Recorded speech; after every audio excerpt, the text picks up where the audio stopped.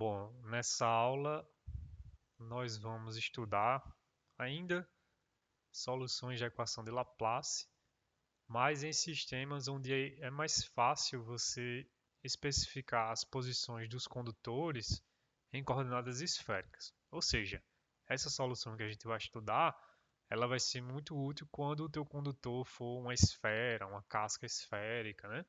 Diferente da aula passada, onde a solução em coordenadas cartesianas era útil quando você tinha condutores que eram planos, né? Porque é mais simples você especificar a equação de um plano em coordenadas cartesianas, só por isso.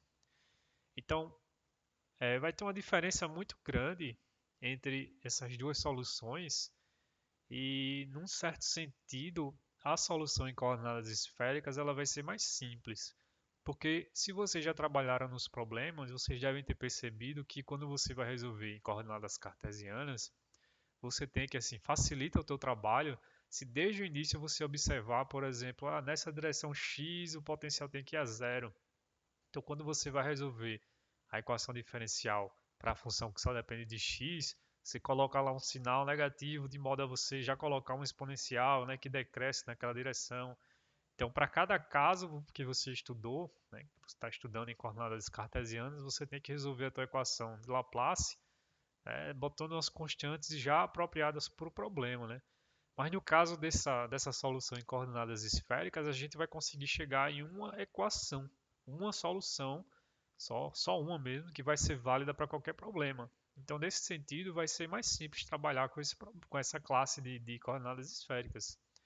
A gente vai chegar numa solução geral, onde nessa solução vai ter uma porrada de constante lá indeterminada, que a gente não conhece. E aí o nosso problema vai ser simplesmente encontrar esses parâmetros para condutores específicos, né, uma classe de problemas específicos. Então, a gente vai estar interessado agora em descrever posições, né, no teu sistema, no teu espaço, em coordenadas esféricas, ou seja, r, θ e φ. Só lembrando, né, quando você está num sistema esférico,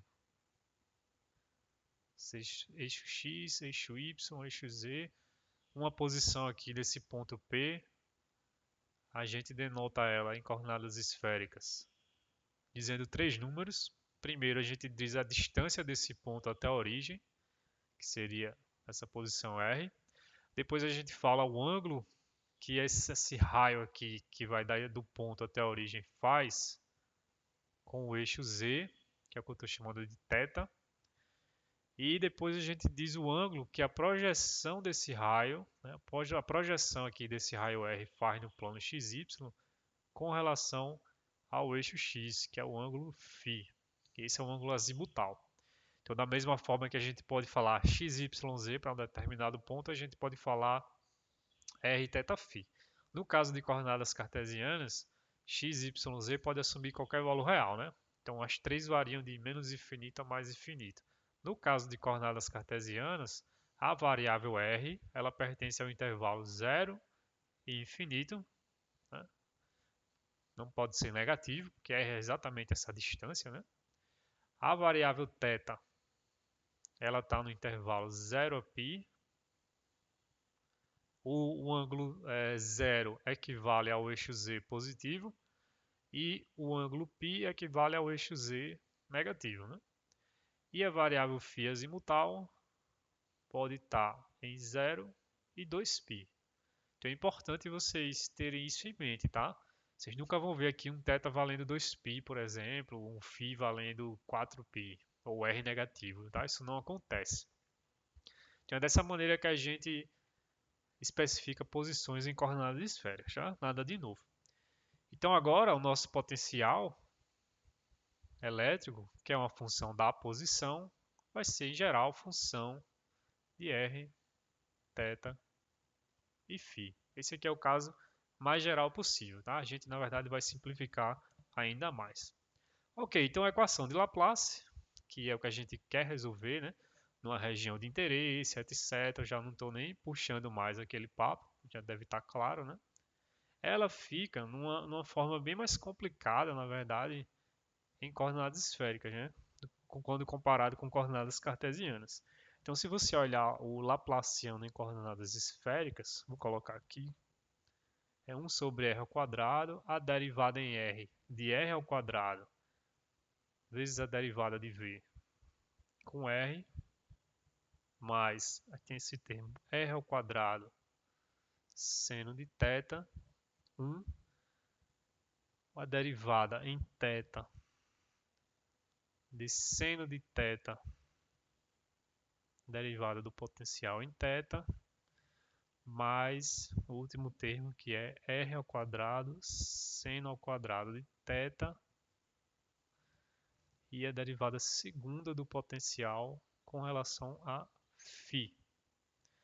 Então essa fórmula do Laplaciano vocês devem obter lá do curso de cálculo, tá? Nem precisa saber de onde veio, isso aqui é tudo tabelado. E agora o nosso problema é resolver então essa equação, né, sujeita a condições de contorno. A gente vai estar interessado nas condições de contorno dependendo do problema específico. Então o que a gente quer fazer aqui é encontrar uma função que satisfaça a equação de Laplace simplesmente. Então nessa função que vai ser a nossa resposta, vai ser a nossa solução geral, vai aparecer uma porrada de constante que a gente não sabe e essas constantes serão determinadas pelas condições de contorno. Então para resolver isso, vocês agora já devem adivinhar, né? A gente vai assumir uma separação de variáveis. Então eu tenho aqui, eu digo que a minha função rθ agora é uma função, é um produto, né, de três funções. Essa primeira, que é o r maiúsculo, só depende de θ. Essa segunda, que é um p de θ, só depende de θ. E essa terceira aqui vai ser um q que só depende de φ. É a mesma coisa que a gente fez em coordenadas cartesianas. Esse método é bem geral. Então, mais uma vez, você vai substituir essa função, esse ansatz, né, essa nossa premissa, dentro da equação de Laplace e vai dividir por ela mesma, né? Vai multiplicar os dois lados da equação por 1 dividido por r, p, q. E aí quando você fizer isso, você vai ficar com a equação dessa forma, né? 1 sobre r, e aqui eu já coloco a derivada ordinária, não é parcial, porque o que aparece aqui vai ser só a função de r, dr, mais p seno de θ, o p é essa função aqui, 1, e aqui derivada ordinária, d de θ, seno de θ, dp de θ,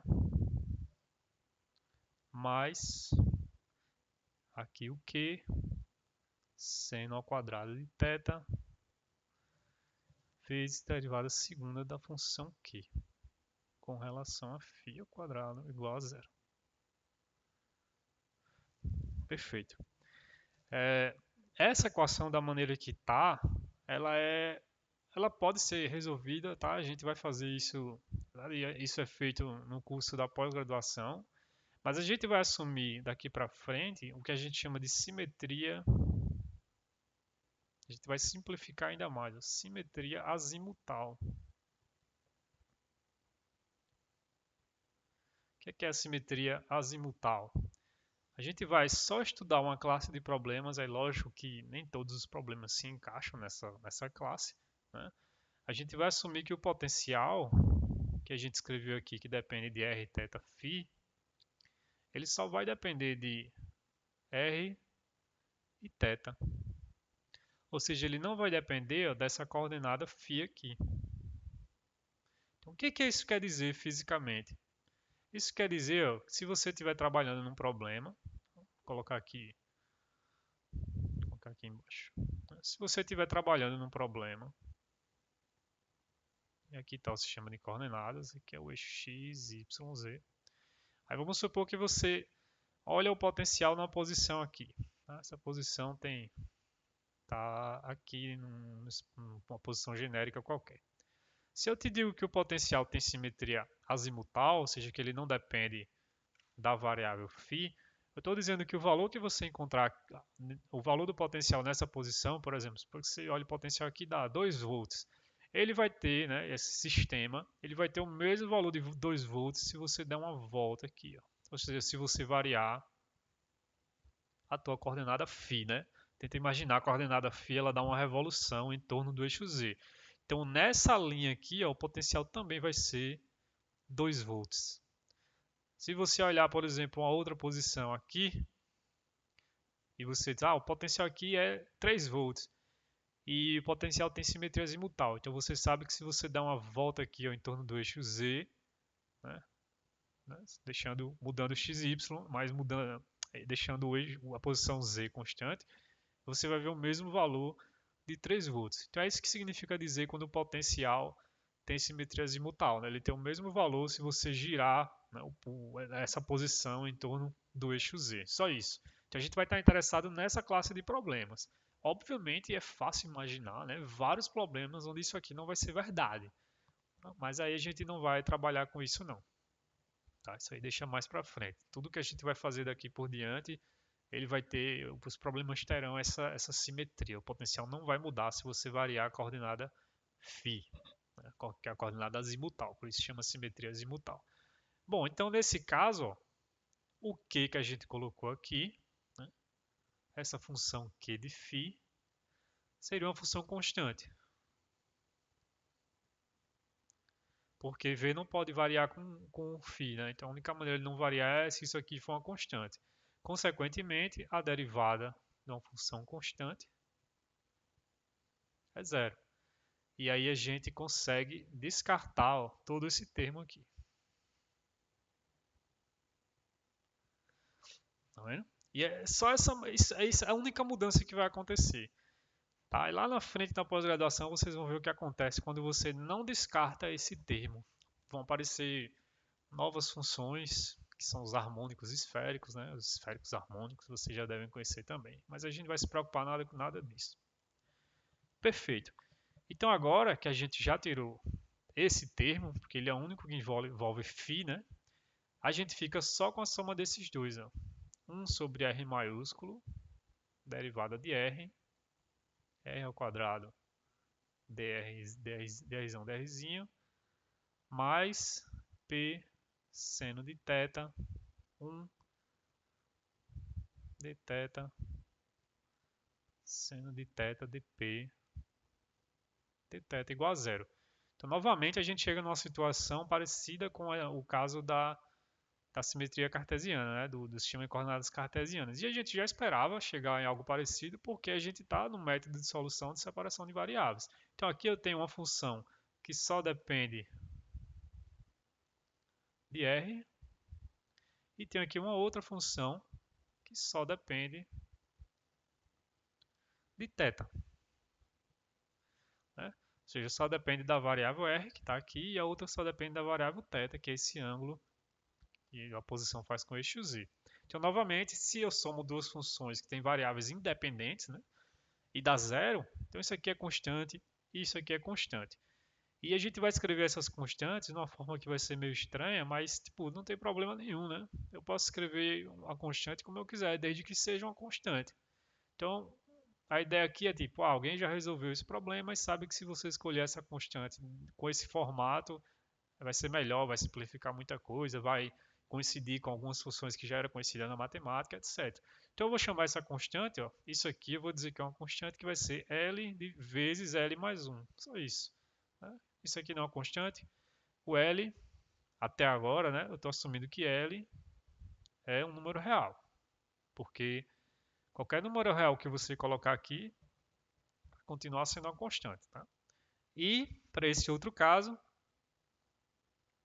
eu tenho que 1 dividido por 1 p seno de θ, derivada com θ, seno de θ de p de θ.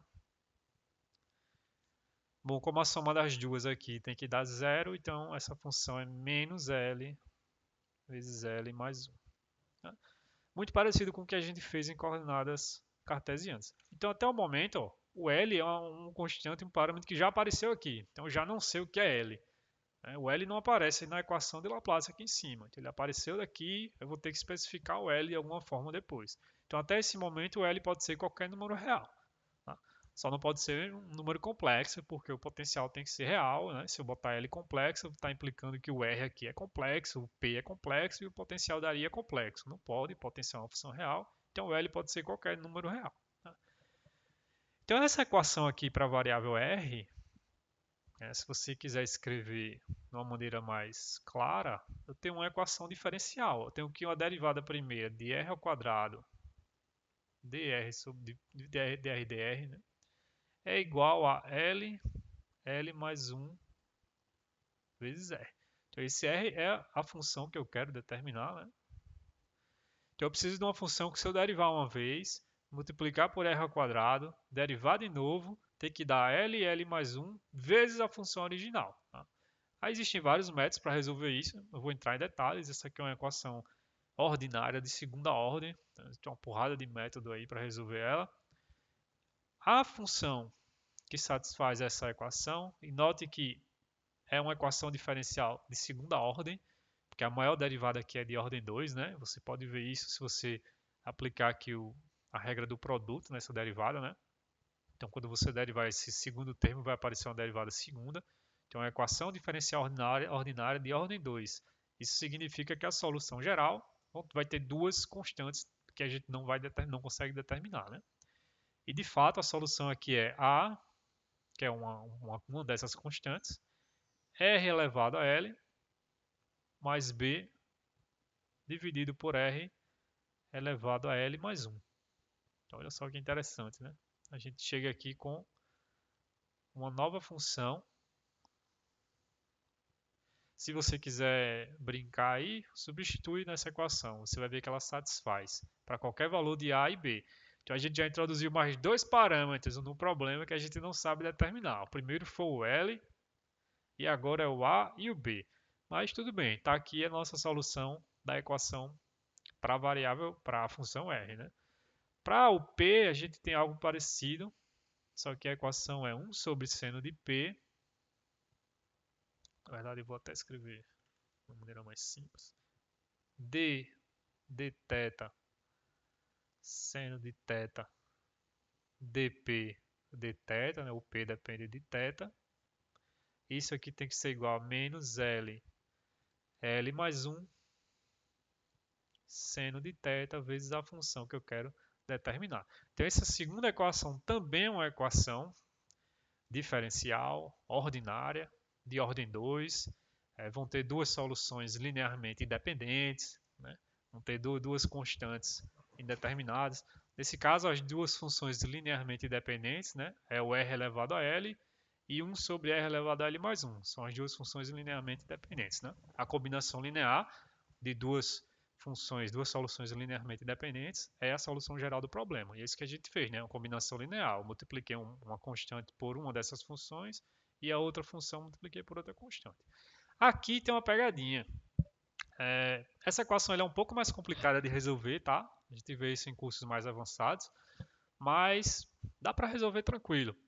E a pegadinha é o seguinte, que uma dessas duas soluções, né? Existe uma solução e a outra que elas são linearmente independentes.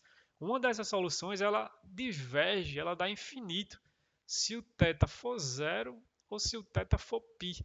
Ou seja, uma dessas soluções dá infinito se você estiver olhando, se você tiver em posições em cima do eixo z positivo, que é quando o θ é zero, e em cima do eixo z negativo aqui, que é quando o θ for π.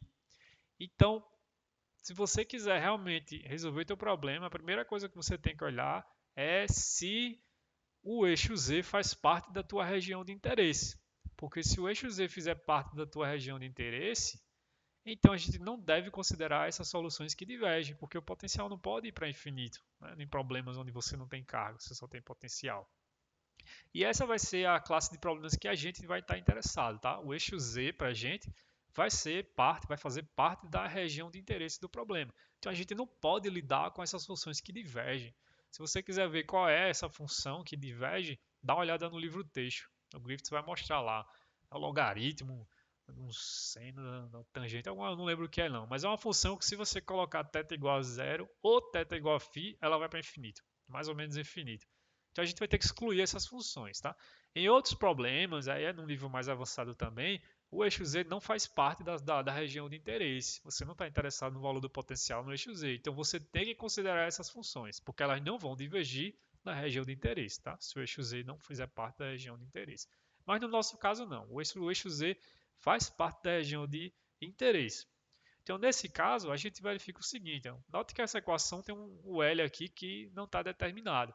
Então, no método de solução, quando você vai resolver essa equação bonitinha, utilizando os métodos para resolver equações diferenciais, a gente vê que esse L, na verdade, para dar soluções físicas, ele só pode assumir valores inteiros, incluindo zero positivo. Ou seja, o L pode ser 0, 1, 2, 3. Então, por exemplo, a gente tem uma solução dessa equação que é bem simples de verificar, na verdade, que é essa daqui, ó. Um P0, que é quando o L for zero, tá? Esse índice aqui vai ser o L. Então, eu estou dizendo que quando esse L aqui for zero, a solução desse problema, que é o P de θ, vai ser 1.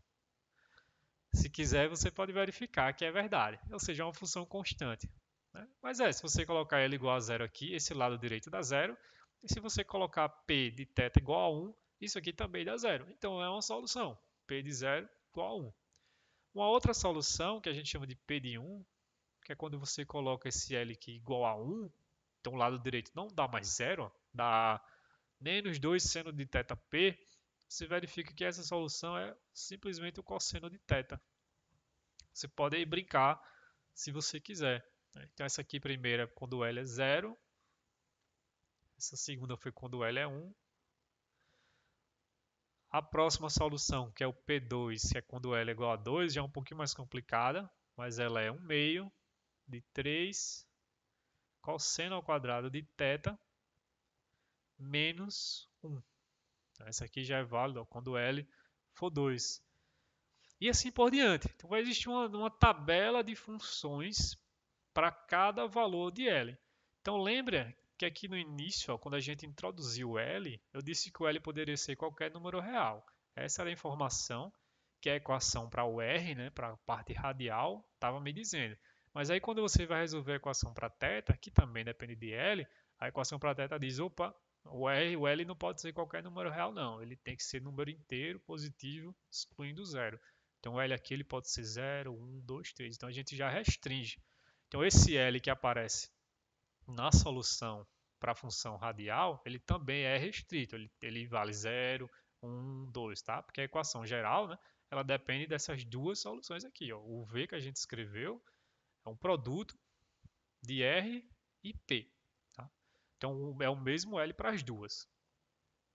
Então vocês estão vendo que deixa eu colocar só a terceira aqui, então, que é o P de 3, para vocês verem um padrão aparecendo. P3 de θ ele é 1 meio, deixa aqui, 5 cosseno ao cubo de θ menos 3 cosseno de θ.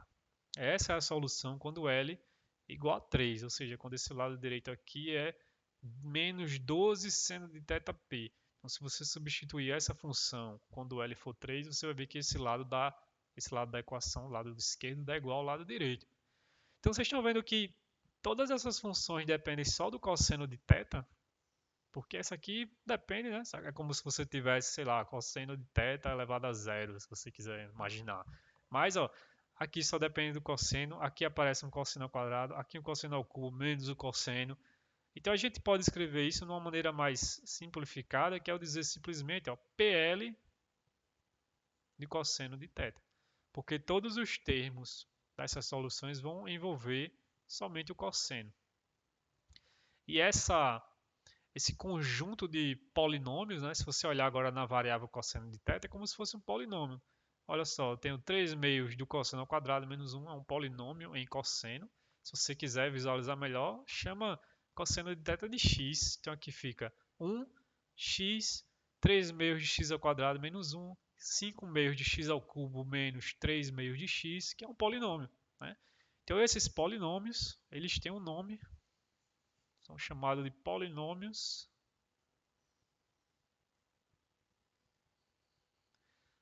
de Legendre, em francês. Tá? E no livro texto vocês vão ver, né?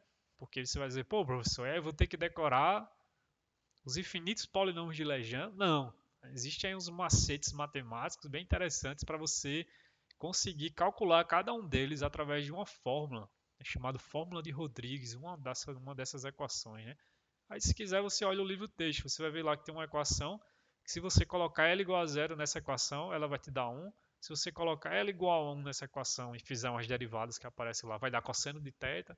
Se você colocar L igual a 2 e fizer as derivadas, vai dar esse terceiro polinômio, etc. Tá? Lógico que você não vai precisar decorar isso, né? Isso é tudo tabelado. Mas então, a solução dessa equação aqui são os polinômios de Legendre. E note que a outra solução, né, que seria a solução que seria linearmente independente, ela não interessa para a gente. Então, quando a gente forma uma solução geral, da mesma forma que a gente fez aqui na função r, eu teria que somar uma constante vezes o polinômio de Legendre mais outra constante vezes aquela outra solução que diverge. Então, a gente não quer aquela solução que divirja, então a gente bota aquela constante que multiplica ela igual a zero. Ou seja, no final das contas, a gente só vai precisar dessa função aqui. Então, algo muito parecido aconteceu quando a gente estava resolvendo um dos problemas da aula passada, né? Lembra do problema quando eu falei, eu não lembro qual era, mas tinha uma constante K lá, que a gente viu que o K, né, quando a gente estava resolvendo, o K poderia tomar um monte de valor, né? E eu disse, agora eu não tenho mais uma solução, tenho infinitas soluções. Então, exatamente a mesma coisa apareceu aqui. Ó. A gente introduziu o L aqui em cima, e a princípio ele era número real, e a equação para a variável θ está me dizendo que eu tenho uma porrada de função. Não tenho só uma, tenho uma para cada valor de L. Então, a minha solução geral, né? Agora, se eu quiser voltar então ao meu problema, eu coloco um índice L, porque eu tenho uma solução para cada valor de L, que vai ser R, que é a minha função radial, que depende de L, vocês estão vendo aqui, ó, depende de L, né? O R, então eu posso colocar um índice também aqui, L, e a minha função P de L, que seria o cosseno de θ. Então eu tenho uma solução para cada L. O que é que eu faço para montar a minha solução geral? Eu posso somar todos os valores, utilizando o princípio da superposição. Qual o valor de L que é possível? A gente viu aqui, ó, o L é 0, 1, 2, 3, 4. Então L é 0 até o infinito. E do que? Bom, do V de L de Rθ. Ou seja, eu estou somando todas essas funções. Consequentemente, eu tenho a soma em L igual a 0 ao infinito. A função R de L está aqui em cima.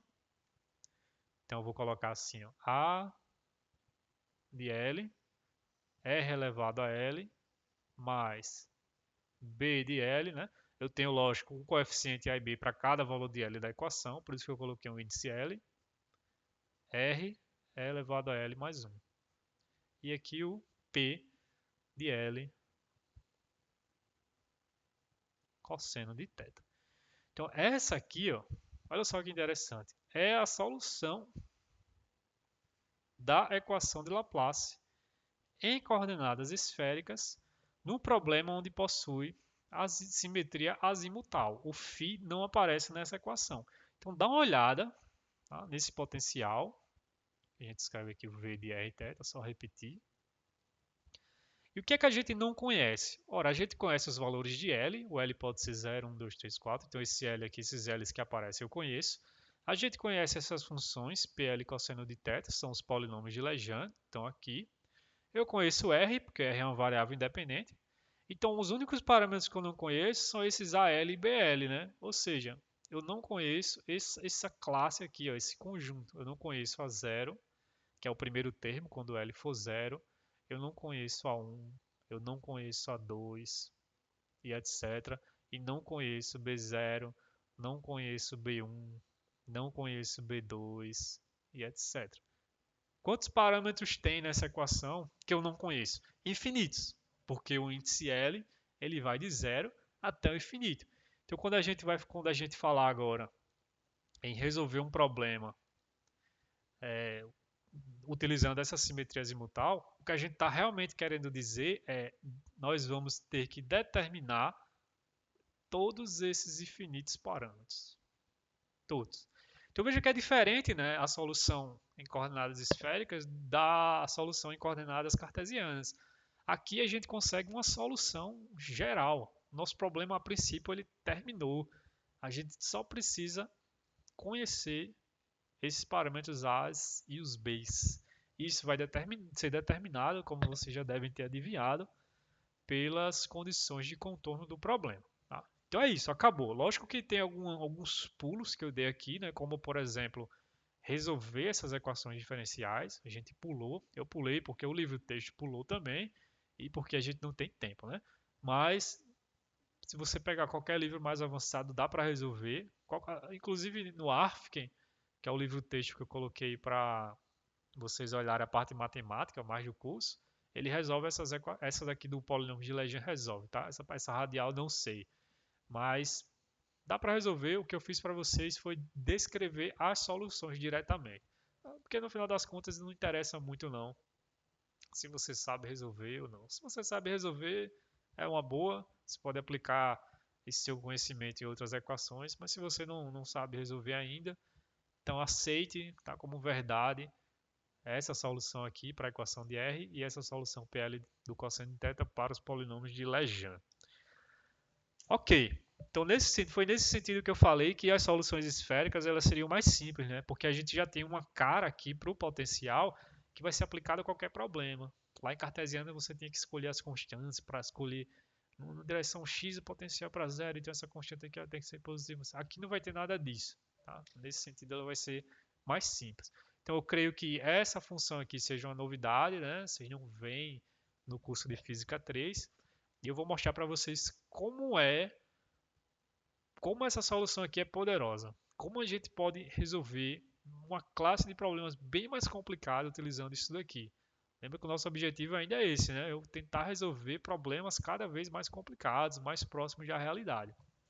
Então o que eu vou querer fazer até o final dessa aula são 3 exemplos. Vou resolver 3 exemplos de 3 problemas diferentes, onde a gente vai aplicar essa solução para encontrar todos esses parâmetros. Tá? Não, é, o nosso problema vai ser só esse. Vou ter que conhecer a 0, a 1, a 2, B0, B1. Então o que a gente vai fazer é só tentar encontrar eles. Tá? Não vou fazer mais nada além disso. E aí vocês vão ver como a gente faz isso. A gente vai chegar em algumas situações que vai ser bem parecido com o caso cartesiano, na verdade. A gente vai chegar, por exemplo, numa equação uma equação onde vão aparecer os infinitos a L, a B0, B1, A2, A3 e como é que eu vou extrair de uma única equação todos esses valores, né? Algo que a gente fez parecido na aula passada. Então vamos começar os exemplos. Tá? Vou começar aqui com o primeiro exemplo. Exemplo 1. E o exemplo 1 é o seguinte. Ó. Eu preciso do meu sistema com simetria esférica, né? E azimutal para utilizar essa equação. Então vamos supor que você tem uma esfera condutora e essa esfera ela é oca, ou seja, uma casca esférica. Eu só tenho um condutor realmente numa camada assim da esfera, da superfície da esfera, uma casca esférica, né? Vocês sabem o que é uma casca esférica. Então eu tenho aqui uma esfera e eu vou colocar o centro dela aqui na origem do sistema de coordenadas. Meu sistema de coordenadas vai estar aqui, centrado nela, que seria x, y e z. E o problema diz o seguinte, tá? É um exemplo do livro texto. Ele diz, vamos supor que eu especifico o potencial na superfície da esfera e ele vale uma função, ele é dado por uma função v0 que varia com θ. Só. Lógico, né? Porque se está na superfície, o r é constante. Então, eu estou na superfície. E como ele tem a simetria azimutal, não depende de φ. Então, só sobra a variável θ. Então, o que ele está dizendo é que o potencial ele só está variando quando você varia esse ângulo θ. Se você parar numa posição da superfície e potencial nessa posição da superfície do condutor for 3 volts, então ele é o mesmo 3 volts se você der uma volta aqui, né? Se você parar aqui, ele vai ser o mesmo se você der uma volta aqui, mantendo, né? O θ constante, variando o φ, por causa da simetria, que foi o que a gente discutiu aqui em cima, né? Nessa figurinha que eu fiz. E aqui a gente chega num problema, né? Porque eu até coloquei nas notas de aula e deixei pergunta para vocês responderem. A gente viu que um condutor perfeito, ele sempre era um equipotencial, que o potencial não podia variar, né, em pontos dentro do condutor e nem na sua superfície.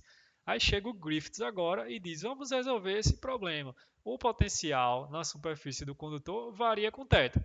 Então ele está me dizendo que o potencial, né, cada ponto aqui da superfície, variando o θ, tem um valor diferente. Como pode? Se o potencial ele é sempre constante num condutor perfeito. Tá. Eu vou deixar vocês pensando sobre esse problema. Dá para, lógico, você argumentar, assim, não tem nenhum problema a gente fazer isso, mas é um pouco sutil. Isso vai envolver a maneira de como os livros fazem as imagens, quando eles ilustram o sistema com o condutor. Então, existe uma sutileza ali estética que me permite considerar esse tipo de distribuição. Lógico que aqui vai ser uma aproximação, né? Porque num condutor o potencial é sempre constante. Então, como é que ele chega aqui e me diz que o potencial vai depender da superfície, né? Se eu chegar para um cara num laboratório e digo, ó, vamos resolver esse problema, pega aqui essa esfera condutora e coloca essa distribuição de potencial na superfície da esfera. Como é que ele vai fazer isso? Tá? Então vou deixar vocês pensando. Dá para fazer, tá? Mas existe uma sutileza. Se vocês não conseguirem pensar, podem mandar um e-mail, a gente discute isso. Mas é interessante pensar nesse problema. Ok, então o problema é o seguinte: eu tenho uma esfera condutora que tem essa distribuição de potencial na sua superfície, que só depende da variável θ, né? Se você pegar aqui um elemento de área, o θ é esse ângulo aqui, né? Ele só depende de θ. Se você variar em φ, não muda. Mas se você variar assim, ele muda. E o problema pede o potencial, Rθ, dentro da esfera, ou seja, quando R for menor ou igual ao raio. Estou chamando aqui o raio da esfera de R maiúsculo. Tá, esse é o problema. Aí nós temos que resolver. Então a primeira coisa que você faria é o quê? É definir a região de interesse. Então a região de interesse, claro, é o volume dentro da esfera, né? No caso, você pode até escrever uma equação, né? Olha só, região de interesse. R menor ou igual a R. Tá aí minha região de interesse, em coordenadas esféricas, né? Se você quiser colocar em coordenadas cartesianas, qual é a região de interesse? X ao quadrado mais y ao quadrado mais z ao quadrado, menor ou igual que o raio ao quadrado. Mesma coisa. Só que a equação em coordenadas esféricas fica muito mais simples, né? Só tenho dois termos ali. Por quê? Porque o meu condutor está em formato esférico. Então essa é a vantagem de utilizar em coordenadas esféricas neste caso, né? Ok, temos a região de interesse dentro da esfera. Qual é a solução do problema? Ora, satisfaz a equação de Laplace, né, dentro da esfera, porque não tem carga no sistema, e como o potencial na superfície não depende de φ, eu infiro que o meu potencial dentro da esfera também não depende de φ. Se não depende de φ, não depende de φ. Então a solução é essa daqui, ó. O V de R vai ser a soma em L igual a zero a infinito dessas constantes A de L, R elevado a L, mais B de L, R elevado a L mais 1, PL cosseno de θ. Está aqui minha solução. Se eu pegar aqui o Laplaciano dessa equação, eu vejo que isso aqui dá zero em todos os pontos do volume de interesse da região de interesse. Foi o que a gente fez aqui em cima. Perfeito. Então resta determinar esses infinitos parâmetros, a 0, a 1, a 2. Então como é que a gente faz isso?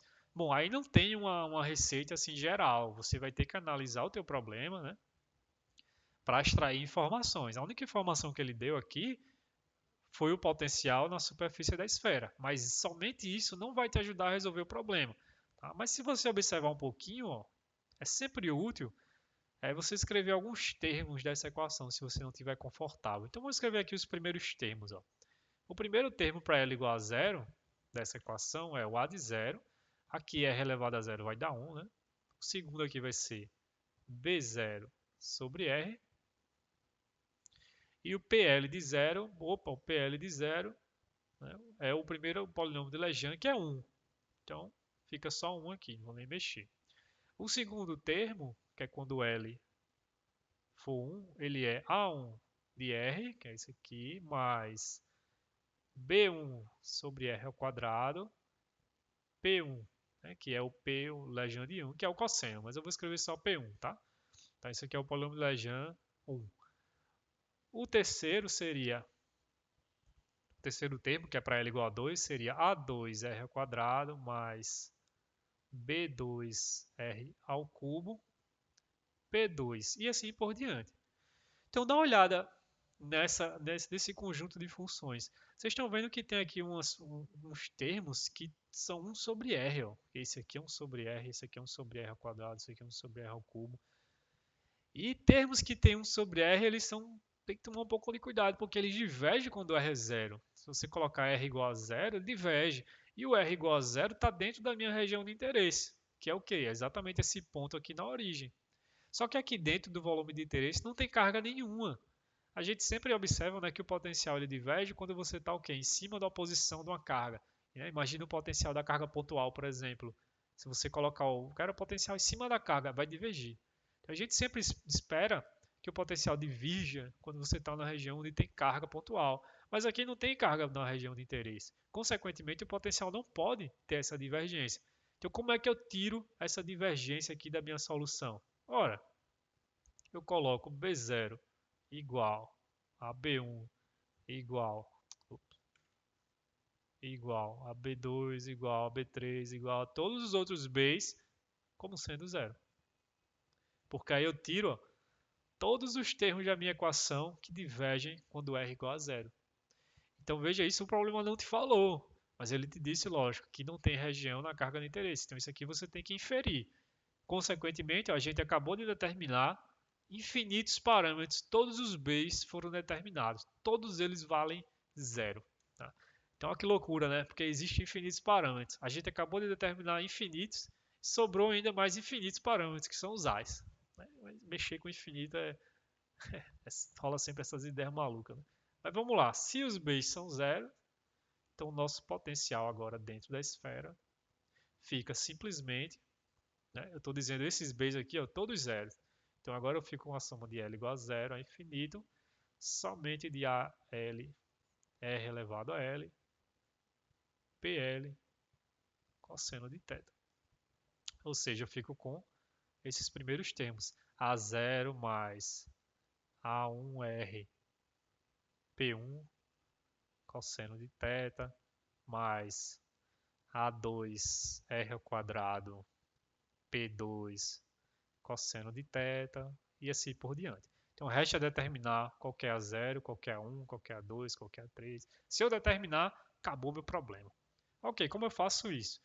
Bom, agora a gente utiliza outra informação do problema, né? Que ele está me dizendo que se eu tiver numa posição em cima da superfície desse condutor, o potencial varia com θ com essa função que foi dada, né? Isso aqui é uma função dada no problema, eu conheço. Então, se a gente colocar aqui R, colocar nessa equação R igual a R, ou seja, em posições em cima da superfície, eu sei que isso aqui é V0 θ, né? A condição de contorno. E o lado direito da equação, que é essa daqui, vai dar A0 mais A1 Rzinho, que eu botei agora Rzão, então é o raio, P1 cosseno de θ, mais A2 raio ao quadrado, P2 cosseno de θ, e assim por diante. Então aqui a gente chega numa situação muito parecida, né, com um problema que a gente resolveu da aula passada. Eu tenho aqui uma equação onde esse aqui eu conheço, o V0 de θ ele foi dado, mas eu não sei A0, não sei A1, não sei A2, etc. Então eu tenho uma única equação com infinitos parâmetros que precisam ser determinados. Novamente, eu não posso isolar A0 de um lado da equação igual a isso, porque do outro lado, né, vai ter parâmetros que eu também quero determinar. Então o que a gente vai utilizar é o mesmo truque parecido com a aula passada, só que lá envolvia funções seno, né? Aqui, ó, os polinômios de Lejean, eles são ortogonais também, só que você mostra, tá? Relações de ortogonalidades, elas são provadas. Então, existe uma relação de ortogonalidade para os polinômios de Legendre, que é essa daqui, ó. Se você integrar de 0 a π, ou seja, em todo o domínio da variável, a gente vai integrar em θ, obviamente, os polinômios de Lejeune dependem de θ, né? E ó, o θ, em coordenadas esféricas, eu coloquei aqui logo no início da aula. O θ ele é de 0 a π, então eu estou integrando em todos os valores do domínio da variável θ. Então, se você integrar de 0 a θ um polinômio de Lejeune de ordem L, né, que depende do cosseno de θ, como a gente está vendo, multiplicar ele por um outro L', L' pode ser igual ou diferente de L, não importa, tá? Mas em geral a gente tem que escrever diferente, que também depende do cosseno de θ, e multiplicar isso aqui pelo seno de θ. Então veja que existe uma função extra aqui, tá? Para dar esse resultado. O que a gente chama, alguns livros chamam de função peso. É só uma função, não importa. O que importa é que isso aqui é uma identidade, isso aqui vai ser verdade. Tá? Isso aqui vai ter dois valores possíveis. Né? Vai ser 0 se L for diferente da L', então ele está dizendo, se você botar L aqui igual a 1 e L' igual a 2, isso aqui dá 0. Isso aqui você pode provar, né? É só você substituir aqui, pegar os valores, os polinômios da tabela, fazer a integração, você vai ver que é verdade. E vai ser 2 dividido por 2L mais 1 se o L for igual a L'. Tá? Então isso aqui que a gente chama relação de ortogonalidade dos polinômios de Lejeune. Muito parecida com a relação de ortogonalidade que a gente viu do seno, né, da função seno que foi utilizada na aula passada. Então agora vocês já devem tá ciente do que a gente vai fazer para extrair a 0, a 1 e a 2. Suponha que eu quero extrair a 0. Eu quero conhecer o valor de a 0. O que é que eu faço? Bom, eu vou multiplicar essa equação do lado esquerdo e do lado direito pelo P0, cosseno de θ, né? E também pelo seno. Observe que tem um seno aqui para que essa integral seja verdadeira. E vou integrar essa equação de 0 a π. Então, do lado esquerdo, eu vou ficar com a integral de 0 a π V0 θ.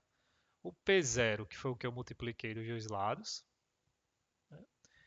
O seno, que eu também multipliquei, de θ.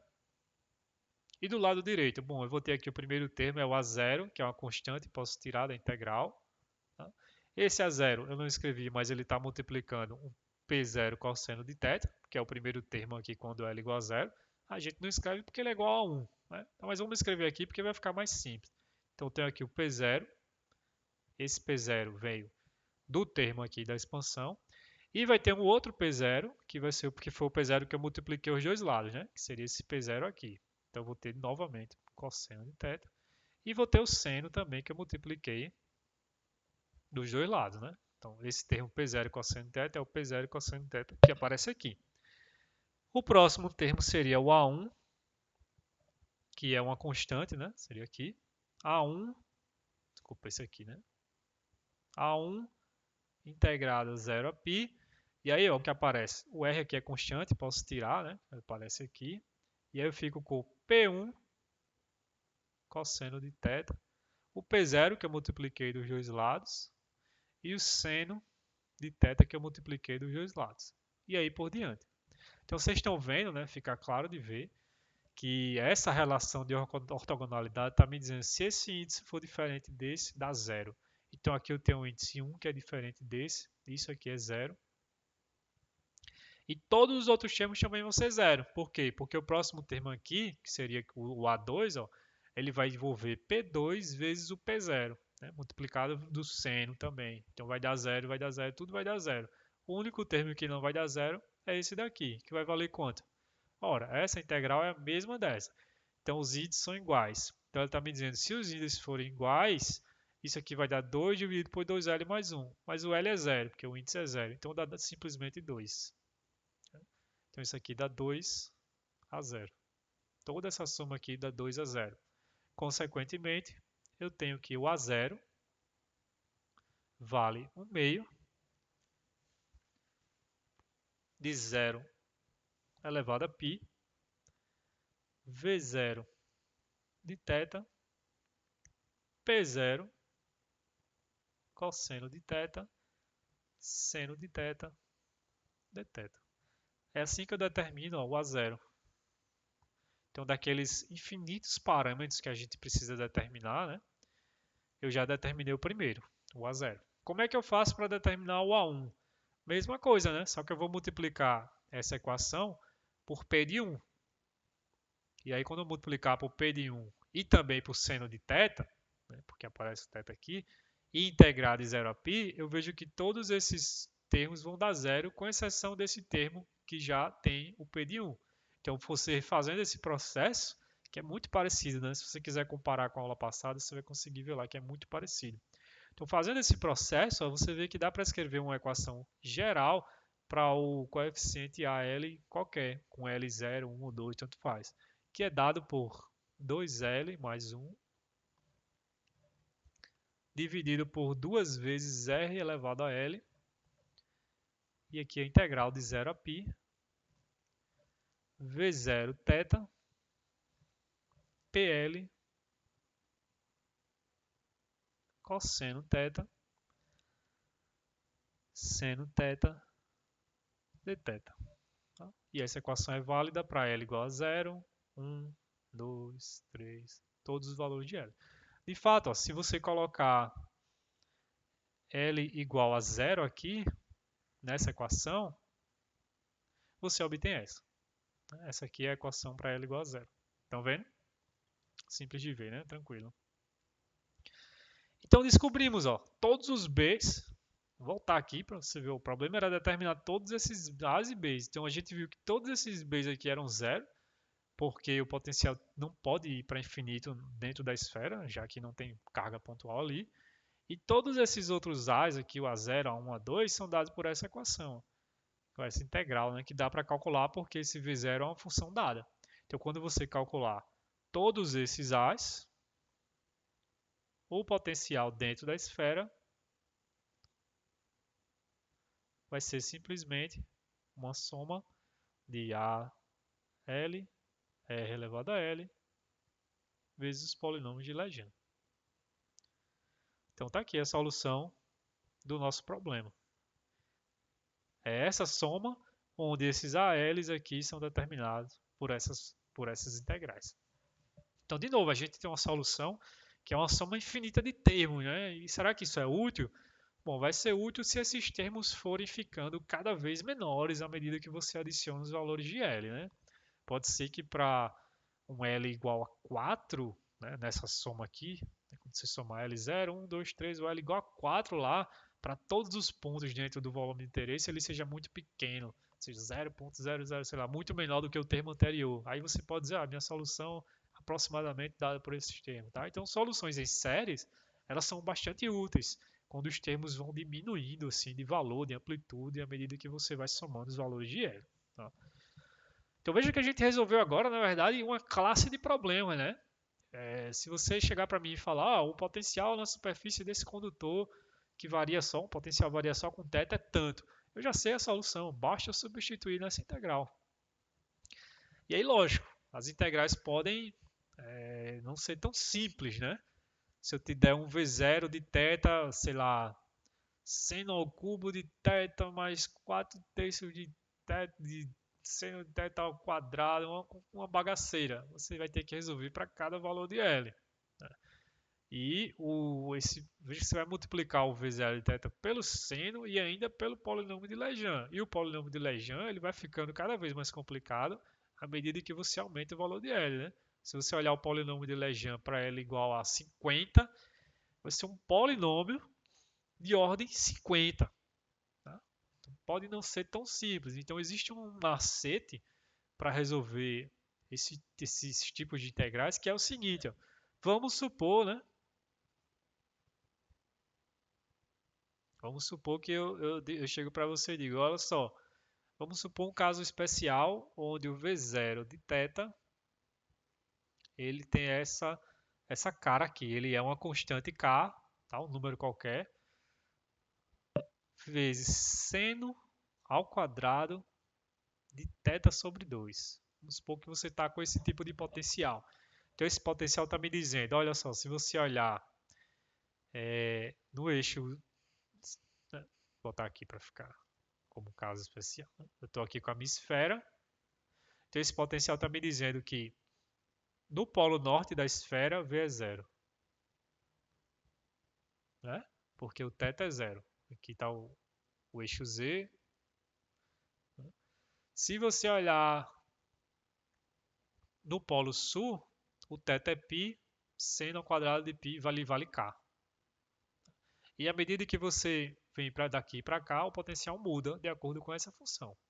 Tá? Tenta imaginar a distribuição de potencial nessa superfície dada por essa função.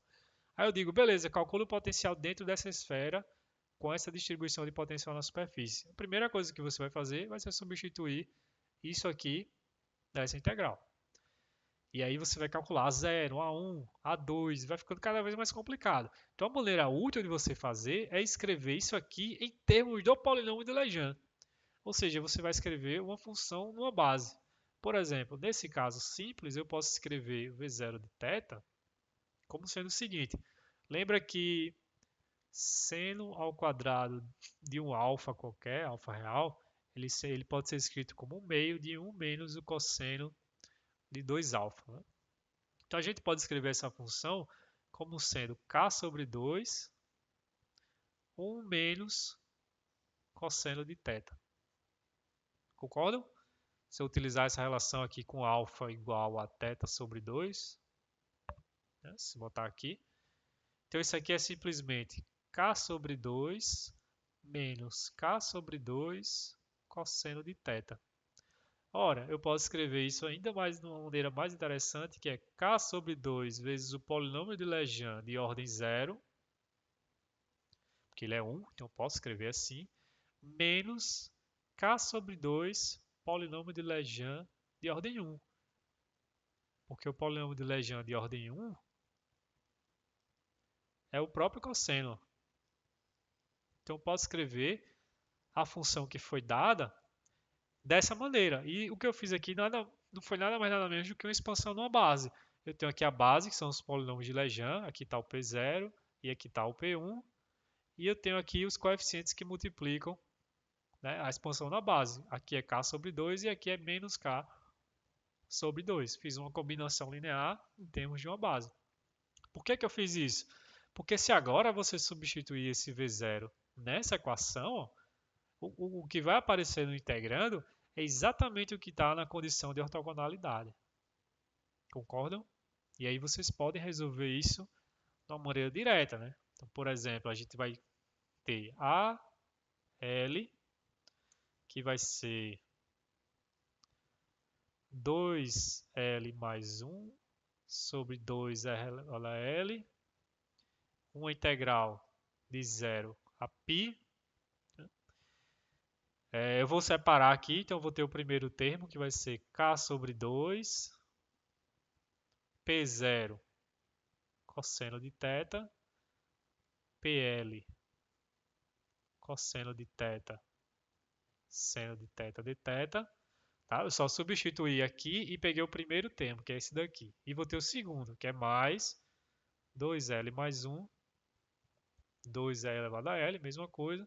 Então aqui na verdade eu vou ter agora de 0 a π menos K sobre 2, P1 cosseno de θ, PL cosseno de θ, seno de θ de θ. É isso que a gente tem.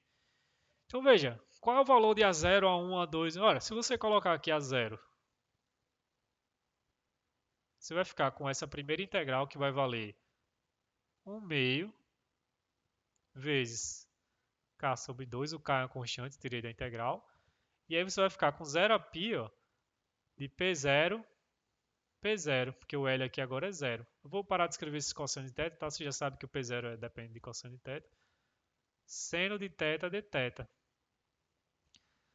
E esse segundo termo, quando eu colocar ele igual a zero, eu vou ficar com P1 vezes P0. E de acordo com a equação de ortogonalidade, isso aqui é zero, porque os índices são diferentes ó, dessa integral. Então essa segunda integral dá zero. E essa primeira aqui, de acordo com a relação de ortogonalidade, ó, se eu integrar P0, P0, seno de θ. Ora, P0, P0, seno de θ vai dar 2.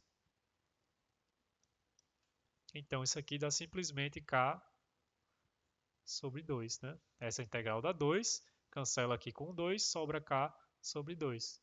Qual que é o A1? Ora, o A1, quando eu colocar ele igual a 1, eu vou ficar com P0 vezes P1 vezes seno de θ. A relação de ortogonalidade está me dizendo que se esses índices forem diferentes, dá zero. Então, essa primeira integral dá zero. A segunda integral vai ficar menos k sobre 2, eu coloquei esse termo aqui para fora.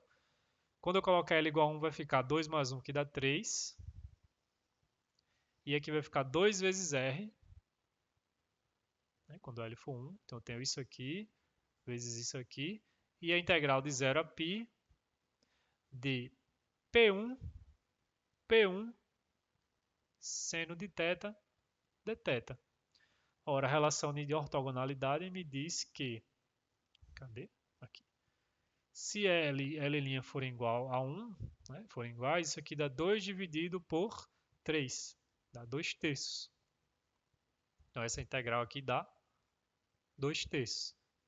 Ou seja, cancela esse 3 e esse 2 com isso aqui e dá menos k sobre 2 R. E se eu colocar a 2, ora, quando eu botar aqui L igual a 2, eu vou ficar com a integral que é P0, P2, que já dá zero, porque os índices são diferentes. E essa aqui vai me dar P1, P2, que também dá zero, porque os índices são diferentes. Então, A2 vai ser zero.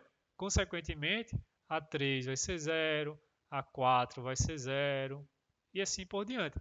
Ou seja, eu tenho só dois coeficientes que vão ser diferentes de zero, que vai ser o A0 e A1. Então, agora que eu determinei o A0, que vale K sobre 2, e o A1, que vale menos K sobre 2R, a minha solução geral, que é dada pela soma de L igual a zero ao infinito, de A de L, R elevado a L, P de L, cosseno de θ. Só sobra dessa soma o L igual a zero e o L igual a 1. Então, eu vou ficar com A de 0, que é o primeiro termo, e o A de 1, que é A de 1 vezes R, e o PL de 1, que é cosseno de θ. Tá? Esse é o termo com L igual a 0 e esse aqui é o termo com L igual a 1. Se você substituir o A0 que a gente achou aqui, ele é K sobre 2. E se você substituir o A1 aqui, ele é menos K sobre 2R vezes R vezes cosseno de θ. Dá para a gente escrever de uma maneira mais interessante, que é K sobre 2, 1 menos R sobre R, que é o raio, vezes cosseno de θ. Então, se você quiser verificar, essa função satisfaz a equação de Laplace no volume de interesse e satisfaz a condição de contorno, que é qual? Se você colocar o Rzinho aqui igual ao raio, isso aqui dá exatamente a distribuição de potencial na superfície da esfera, que era a condição de contorno, né? Porque se você botar Rzinho igual a Rzão, esse termo aqui dá 1 menos cosseno ao quadrado. E 1 menos cosseno ao quadrado, você pode utilizar essa relação, desculpa, 1 menos cosseno, né? Você pode utilizar essa relação para escrever ele em termos de seno ao quadrado. E vai dar exatamente esse termo aqui. Tá? Então é assim que a gente resolve a equação de Laplace em coordenadas esféricas, né? Tem que olhar primeiro a região de interesse e ver o que é que está acontecendo. O outro problema, que é o nosso segundo exemplo, né? Vou colocar aqui exemplo 2.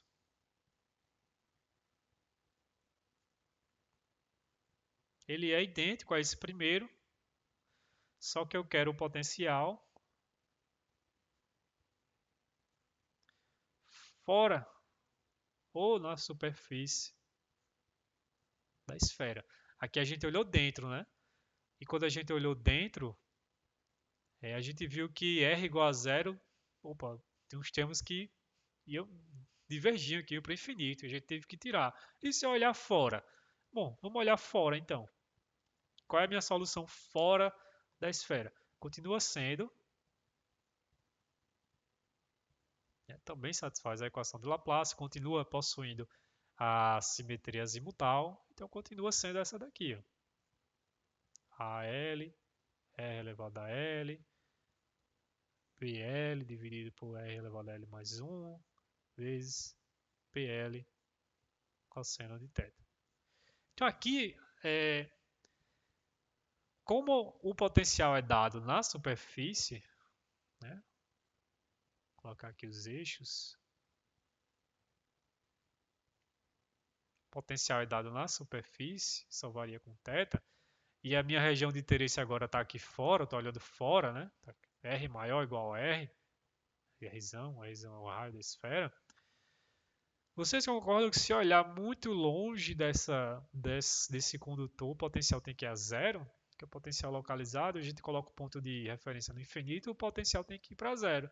E se você olhar os primeiros termos dessa expansão, ó, o primeiro termo é a zero, mais B0 sobre R. Esse é o primeiro termo, para L igual a zero. O segundo é A1R mais B1R ao quadrado, vezes P1. O terceiro, A2R ao quadrado, mais P2R ao cubo, vezes P2, e assim por diante. Se você olhar o potencial muito distante, ou seja, para R indo para infinito, que também está na região de interesse, concordo? Que a região de interesse é todo o espaço fora da esfera. Então, R lá no infinito está na região de interesse. Tem alguns termos aqui, ó, que vão divergir ou vão ficar constantes. Por exemplo, o A0 ele vai ficar constante. Esse termo aqui ele vai para infinito. Esse termo aqui ele vai para infinito. Ou menos infinito, tanto faz. Dependendo do sinal de A1 e A2.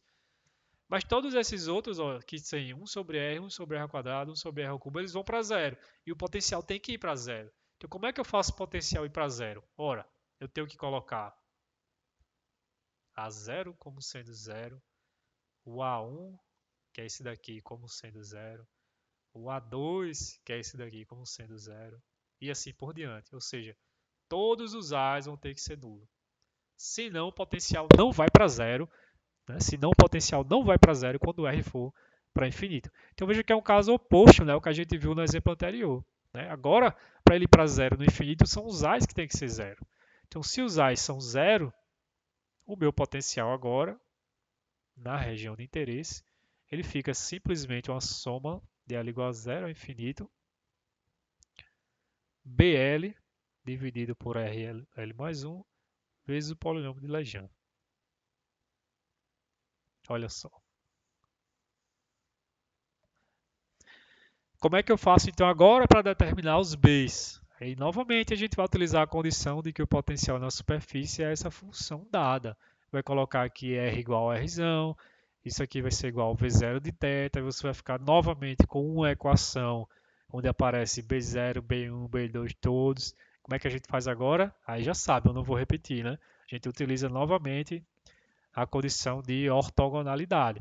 Então, quando vocês fizerem isso, né, façam aí com calma, vocês vão ver que o BL, né, ou seja, qualquer B, o B0, B1, ele vai ser dado agora por 2L mais 1 sobre 2 vezes o raio elevado a L mais 1 e a integral de 0 a π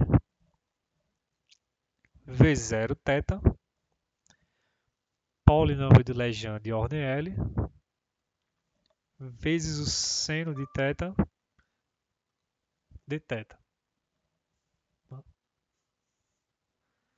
Então é praticamente idêntico ao caso do exemplo anterior, né? Só que agora os A's foram zero e os B's foram determinados. Por exemplo, se o potencial na superfície desse condutor for uma constante, V0, for constante, esse problema a gente inclusive já resolveu, né? Potencial constante. Ora, se você substituir o V0 aqui constante, vocês podem mostrar que o B0 ele vai valer V0 e que o B1, o B2, o B3, todos os outros Bs vão ser zero. E a solução para o problema fora, né, da esfera, na região de interesse,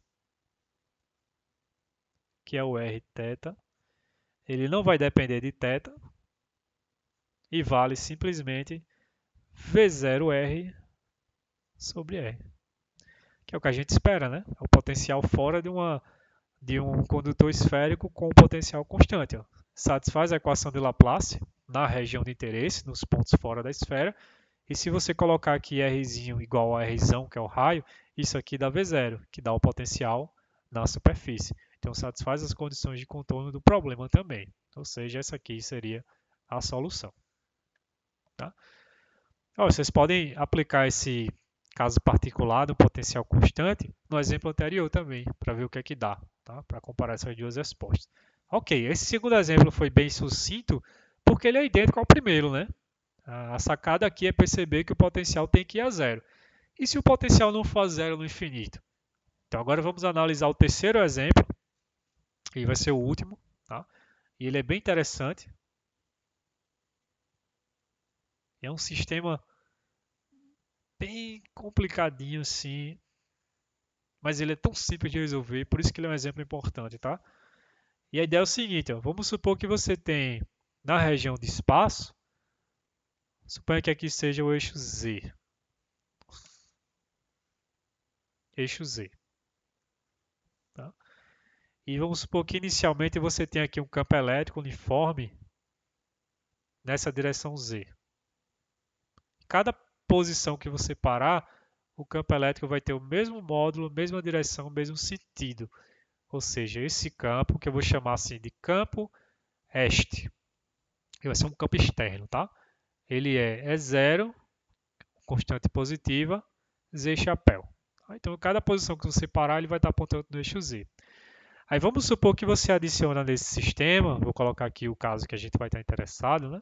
Então, eu tenho aqui novamente o eixo Z. E vamos supor que você adiciona nele uma esfera condutora. Então, a gente vai ter aqui uma esfera. E essa esfera, ela está neutra, está sem carga, tá com, vamos supor, inclusive, que ela está aqui aterrada. Ou seja, o potencial nela, na superfície, é nula. Tá? Como ela está na região que entrou campo, o que é que vai acontecer? Bom, esse campo elétrico, tá? Que eu vou desenhar ele aqui ainda, mas veja, como ele está nessa direção, ele vai pegar prótons e vai jogar nesse hemisfério superior, porque cada elétron livre que está nesse condutor vai sentir uma força elétrica, carga vezes o campo. No elétron, a carga é negativa, então o elétron ele vai seguir no sentido contrário ao campo, então os elétrons vão ficar aqui assim, ó, e vai sobrar uma carga positiva aqui em cima. Então essa densidade de carga vai criar, por ela mesma, um novo campo elétrico, né, que vai ser diferente do campo elétrico externo. Então o campo total, quando a gente for olhar esse sistema, ele vai ter a cara mesmo, mais ou menos assim. Ó. Se você estiver olhando muito distante dessa distribuição de carga, o campo vai ser aproximadamente o mesmo, desse caso onde não tinha a esfera, né? Vai estar aqui assim, suponho que a gente está olhando longe, né? Agora, à medida que você se aproxima, esse campo ele começa a sentir a ação dessa esfera. Então ele vai fazer algo assim. Como aqui está positivo, a gente sabe que as linhas de campo vão estar saindo, né? Então aqui ela está assim, assim, assim. E aqui está negativo, a gente sabe que as linhas de campo vão estar entrando. Então ela vai estar fazendo algo assim. Então vocês estão vendo que quando a gente adiciona a esfera condutora nesse sistema, ocorre uma distorção das linhas do campo elétrico. Né? Se você estiver olhando uma posição aqui muito distante da esfera, o campo elétrico vai ser aproximadamente dado por esse campo externo. Mas à medida que você olha nessa região, por a esfera ter agora uma densidade superficial de cargas, ocorre uma distorção nesse campo. O que eu quero calcular é o campo ou o potencial, né? Se eu souber o potencial, o seu campo, numa posição aqui fora. Quero calcular essas linhas de campo. Tá? Novamente, vamos supor que a esfera tem um raio R aqui. Então, a nossa região de interesse vai ser como a do exemplo 2, vai ser fora da esfera. Né? A região de interesse vai ser um R maior ou igual ao raio da esfera. Região de interesse. E perceba novamente que esse problema tem simetria azimutal. Né? Se você girar essa imagem em torno do eixo Z, ela não vai mudar. Isso só foi possível porque o campo está no eixo Z, né? Bonitinho. Então, pensa um pouquinho sobre isso também. Então, como é que eu resolvo esse problema? Ora, na região de interesse, o meu potencial novamente satisfaz a equação de Laplace. E como ele tem a simetria azimutal, eu sei que vai ser AL elevado a L. Mesma coisa lá, mudou nada. BL e o polinômio de Legendre PL cosseno de θ. Então vamos pegar novamente os primeiros termos aqui. Para L igual a zero, eu tenho A0 mais B0 sobre R mais A1R mais B1R ao quadrado, P1 mais A2R ao quadrado, mais B2R ao cubo, vezes o P de 2 e assim por diante. Então, no problema do exemplo anterior, a gente viu que como o potencial era dado na superfície da esfera, então se você olhasse muito distante, ele teria que ir a zero. Então, a gente viu que os A's tinham que ser zero. Aqui, se você olhar muito distante, o potencial não é zero, porque existe um campo elétrico externo. Então, se você olhar muito distante, ó, o potencial, que eu vou chamar de potencial externo, que é o equivalente a esse campo aqui, ele tem que ser menos E0 vezes E. Concordam? Por quê? Porque se você pegar menos o gradiente desse potencial, você vai obter o campo externo, que está lá no sistema, né? Todo o espaço. E em coordenadas esféricas, a coordenada Z ela pode ser escrita como R cosseno de θ. Lembra da conversão, né, de coordenadas cartesianas para esféricas? A coordenada Z é R cosseno de θ. Então a gente sabe agora que se você olhar muito distante dessa esfera, o potencial não vai para zero, ele tem que ir para esse valor aqui. Ó. Então essa é a diferença do problema, porque agora a gente tem um campo externo atuando em todos os pontos de espaço. Tá? Se o potencial fosse para zero, no infinito, o campo elétrico ia ser para zero. Não pode, o campo elétrico está sempre aqui. O campo externo ele existe em todos os pontos do espaço. Perfeito? Então o que é que vai mudar agora com isso? Quais são as minhas condições de contorno? Bom, a primeira é essa, lógico, né? Se você estiver muito distante, o potencial tem que tomar esse valor aqui. E a segunda é que o meu condutor está aterrado. Né? Eu disse que o potencial na superfície dele é zero. Então eu tenho que ter que ver quando o Rzinho estiver na superfície para qualquer valor de θ, tem que ser zero.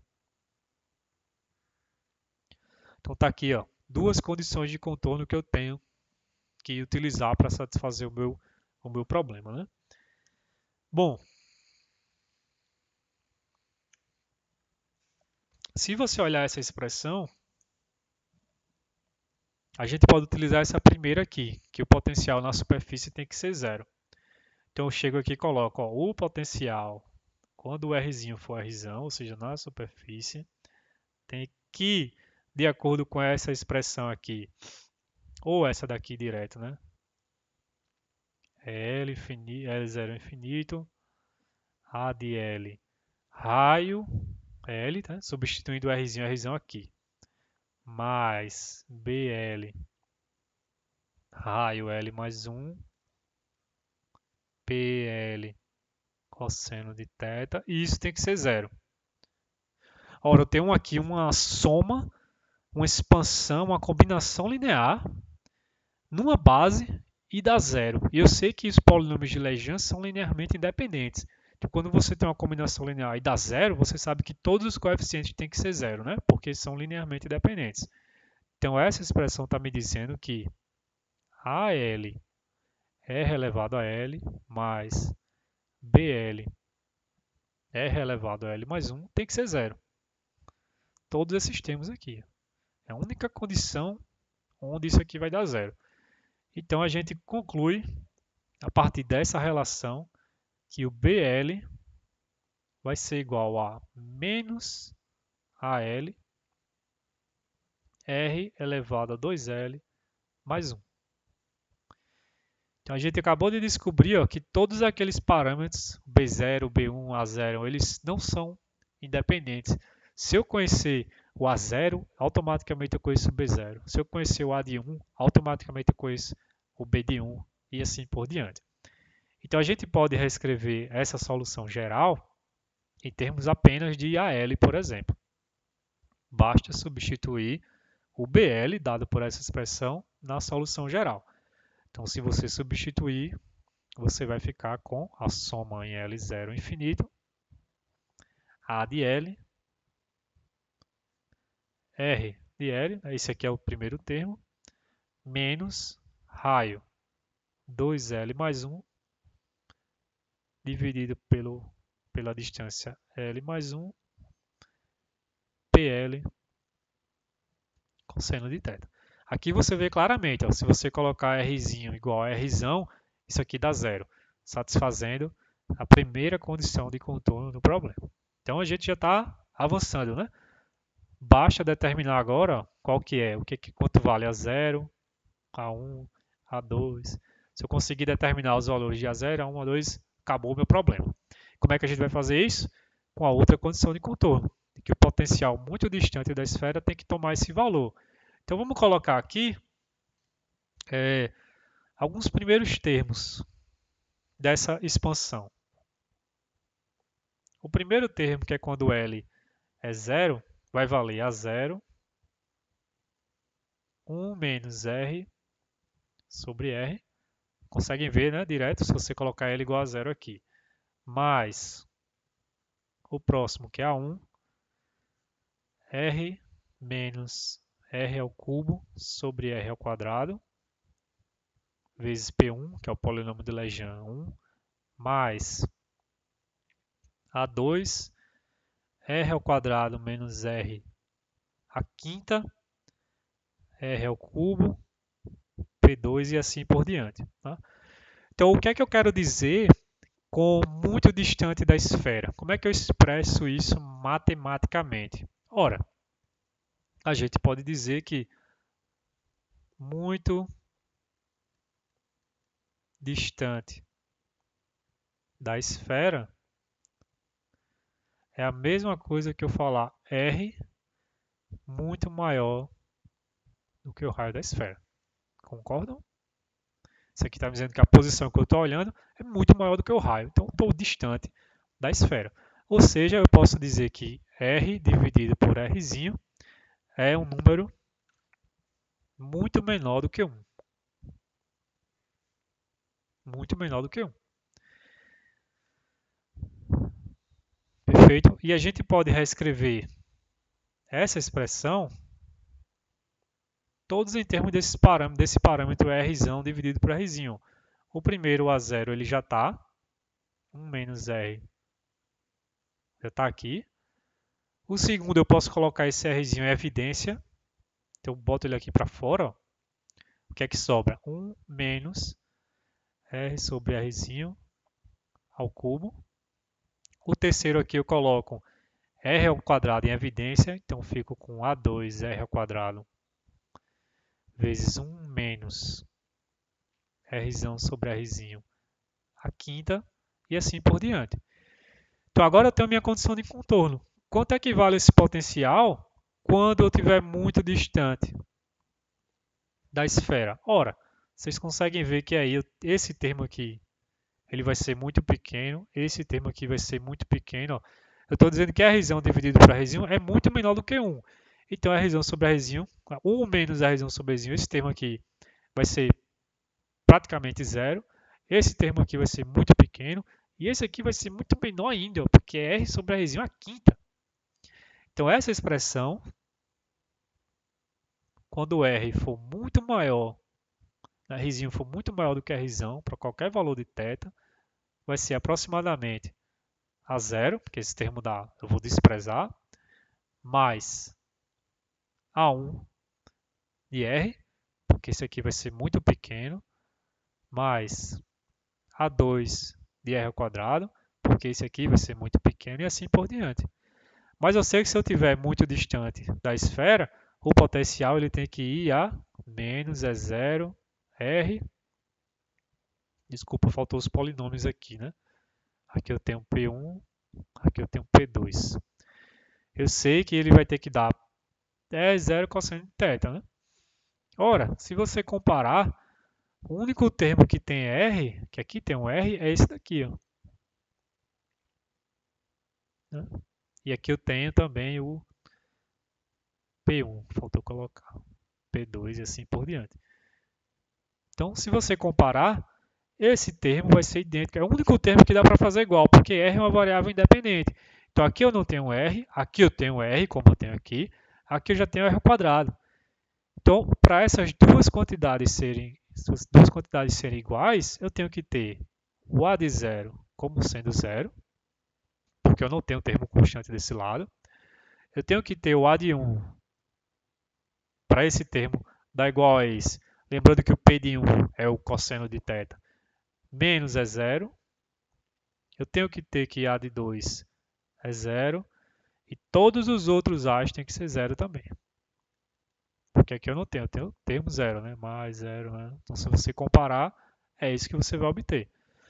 Ou seja, dessa soma aqui, o único termo diferente de zero é o A de 1. Então, o nosso potencial fora da esfera vai ser dado por essa soma com L igual a 1. Então, se você colocar L igual a 1 ali, tá? Vou fazer aqui direto, você vai obter isso aqui, ó. Menos E0R cosseno de θ, e você vai obter esse outro termo. É 0, R ao cubo sobre R ao quadrado, cosseno de θ. Está aí o potencial fora da esfera. Satisfaz a equação de Laplace e também as condições de contorno, se você quiser brincar. Vocês estão vendo que ele é escrito como a soma de duas funções. Essa primeira nada mais é do que o potencial externo. É o menos E0 R cosseno, foi o que eu botei aqui. Ó. Menos E0 R cosseno. E esse segundo é realmente o potencial, que eu posso chamar potencial induzido, que foi o potencial que apareceu por essa distribuição de cargas aqui. Como é que eu sei isso? Ora, porque se o campo elétrico externo for zero, né, se eu não tiver esse campo, se esse E0 aqui for zero, vocês concordam que eu não teria a distribuição de cargas e, consequentemente, não teria esse potencial. Então, isso está me dizendo aqui, ó, se o E0 for zero, esse termo aqui é nulo. Então, ele é um potencial que foi induzido pelo campo externo. Eu já estou chegando a 1h30 de aula, mas existe aqui um pequeno exercíciozinho que o exemplo faz do livro, mas é bom vocês investigarem, que vocês perceberam aqui que existiu então um surgimento, né, de uma densidade de carga superficial. No polo norte da esfera, eu tenho uma densidade de carga positiva, porque o campo elétrico empurrou, né, os elétrons para baixo, então deixou isso aqui com uma carga positiva. E no hemisfério sul desse condutor, dessa esfera, eu tenho cargas negativas. E você pode calcular agora a densidade de carga desse sistema, utilizando aquela equação que a gente utilizou também na aula passada, né? Então, se você fizer esse cálculo, que é simples, tenta fazer sem olhar o livro-texto. Lembra, você tem que pegar componente normal do campo elétrico, perpendicular à superfície, né? Naquela posição, fazer tudo aquilo. Então, se você fizer isso, você vai ver que aparece ó, a densidade de carga induzida, que é dado por 3 ε0 E0 cosseno de θ. Então, olha só que interessante. Essa função está me dizendo que aqui é a esfera, aqui o eixo Z. Se o θ for zero, ou tiver entre 0 e π sobre 2, né, ou seja, em todo esse hemisfério norte aqui, nessa superfície, o cosseno é positivo. Então, sigma é positivo aqui. Se você estiver no hemisfério sul, que é quando θ for maior do que π sobre 2, mas menor do que π, você estaria nessa superfície aqui, o sigma é negativo, porque o cosseno de θ é negativo, né? Você lembra do gráfico do cosseno? De 0 a π, ele começa aqui, então quando ele chega em π sobre 2, ele dá zero, então aqui ele é positivo. E depois de π sobre 2, ele vai até π e aqui ele é negativo. Então essa parte positiva está exatamente no hemisfério norte e a parte negativa do cosseno está no hemisfério sul. E perceba que aparece aqui o E0, que está me dizendo se o campo elétrico externo for zero, ou seja, se esse E0 for zero, eu não tenho cargas induzidas. Então, o sigma induzido é zero. Então, a gente está extraindo um monte de informação do problema. Tá? Então, estude esse exemplo com um pouco mais de cuidado, tente derivar essa equação. Ela está te dizendo exatamente a distribuição de carga na superfície da esfera. Qual é a carga total da superfície da esfera? Se você integrar isso aqui na superfície, você vai ver que dá zero, porque a esfera inicialmente ela estava neutra, né? E ela continua neutra, só ocorreu um deslocamento de cargas. Então esse é um exemplo interessantíssimo e a gente finaliza aqui a discussão de equação de Laplace. Qual seria o próximo sistema mais óbvio para trabalhar? Ora, a gente viu cartesianas, esféricas, faltou o que? Os cilíndricos. Então você pode ter sistemas em que o teu condutor é um cilindro, tá? Mas aí, curiosamente, a solução da equação de Laplace é bem mais complicada nesse caso. Por isso que os livros textos mais de graduação não lidam com esse problema. Isso aí vocês só vão encontrar no Eletron 1 na pós-graduação, tá? Mas existe também essa classe que a gente não vai tocar nela, não agora. Ok, finalizamos aqui.